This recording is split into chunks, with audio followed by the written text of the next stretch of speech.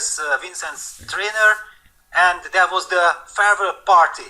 And then Nihal sat down to play 2 minutes blitz games, and he sat down all night because the point was that whoever wins keeps on sitting, and he went on for like 5 hours playing non-stop blitz against very strong opposition. Well, he's playing the strongest of strong opposition in this coming game. The hands are, shake is there, and we see that looked to me like E4, and is that a Sicilian? Wow, Najdorf! Well, I don't believe that Magnus will be interested in going in for... Wow, no, he does. CD? Okay, let's go. Let's see a sharp Najdorf. I'm enjoying the start of this game, and Magnus plays Rook G1. Oh yes, oh I'm happy about this, Peter. We are going to see a G4 push in the near future.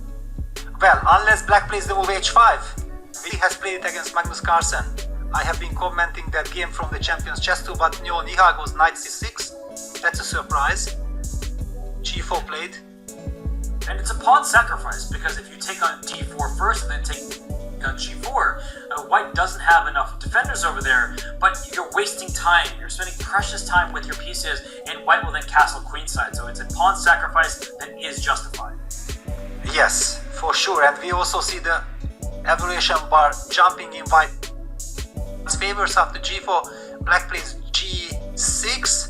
Wasn't it something that Magnus himself did against Jan Nepomniachtchi when Jan was playing Rook G1 against Magnus himself? That does ring a bell, and that means that you've experienced with both colors, and that can be a good thing because you can sort of turn the board around in your head and think about what Black's strategies are, but it also could have caused him some discomfort, and then he's like, let me try it from the White side. So Bishop E2, to my eyes, is the most natural move for White, but there may be a way for Black to get out at some moment with the Knight getting to F4, but I don't think tactically it works in this position. Yeah, Bishop E2, very tempting, and Magnus has played it. Targeting that Knight on H5, that's an awkward piece. Of course, if Black can somehow establish a control of the dark squares with Knight F4 and E5, it would be great. But I don't see that really realistically happening. Yeah, Black could take everything, then we are getting into territory I'm talking about, and then follow it up with E5, landing the Knight on F4, but the Black pawn on D6 will be a big weakness. And the E5 pawn push is great on one hand because you gain access to F4 as you were talking about, but then it leaves the D6 pawn behind, so we see all of the pieces trade on D4. The Rook on H8 is under attack, so E5 here it comes, and look at Magnus. If I'm seeing this correctly, he moved his queen, but oh no, he hasn't moved his queen yet, has he? I thought he grabbed his queen, but it looks like it's still on D4. I'm thinking, do you go to E3, D2, or even B4, just to poke at the B7 pawn? Exactly. Queen E3 was the thematic move, but if Magnus has already paused, it was kind of the clear indication. There it is, on the board, confirmed Queen B4, Knight F4, long castles. Look at that back 4-5 square, the pawn on D6 is falling. The opening was a huge success for Magnus. I'm glad you told me to look at the pawn on D6 because I don't think it's going to be there very long. The Rook and the Queen are lined up against it. If Black castles kingside, White just takes the pawn on D6. King E7 is out of the question. I know it saves your pawn for the moment, but your king is in the center, and all of White's pieces are aiming in that direction, so I would not be brave enough to play a move like that. And if that's the case, extra pawn for White, free hand in the endgame. Yes, that's fine. Maybe even if Black does not, and Nihal gives up basically both pawns, but of course White can only take one. Please take on D6, so please take on B7, but let me coordinate my pieces. And Magnus says, I want none of it. Well, Peter, I hate to take our attention away from this game, especially as it's heating up. We quickly need to go to board 2, Jan Nepomniachtchi with the black piece against Daniil Dubov, because the result has been relayed as a draw. But if I'm not mistaken, when you pull up this board, show everybody what has happened in this game. This is the actual final position of the game. Look at what happened in this one. Look wow, but no, but be careful, because actually there is the certain danger that the arbiter can forfeit you for this. I think it happened in old times, in something like in the 80s, when two friends played like this, they were given 2 zeros.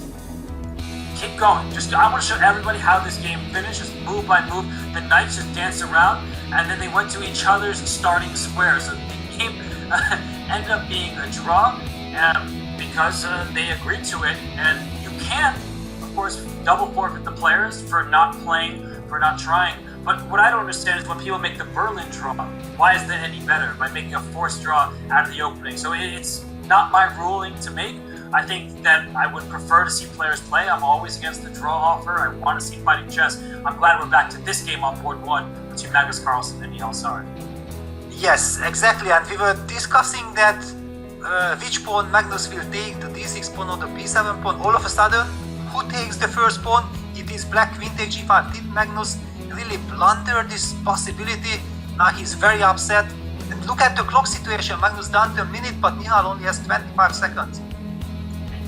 When you don't take on d6 when you can, you may regret it. So the queen takes on g5. There are discovered checks against the white king, but bishop takes e6. It unleashes the rook against the queen on g5 as well. So knight e3 is double check, looks very powerful, but I don't think, oh, is this all happening? I don't think it actually wins black material.